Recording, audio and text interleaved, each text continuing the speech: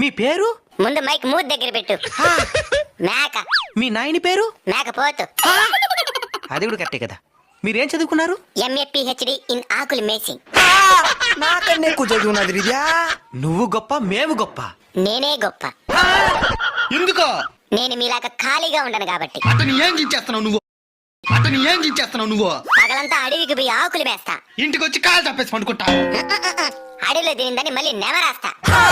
చదివింది కూడా నెమరేయకుండా మర్చిపోయి మీరెక్కడా? తినింది కూడా మర్చిపోకుండా నెమరేసే మేమెక్కడరా? Bloody fool. తినేస్తా నిన్ను. భయం మా బయోడేటాలో లేదురా బోసిడీకి.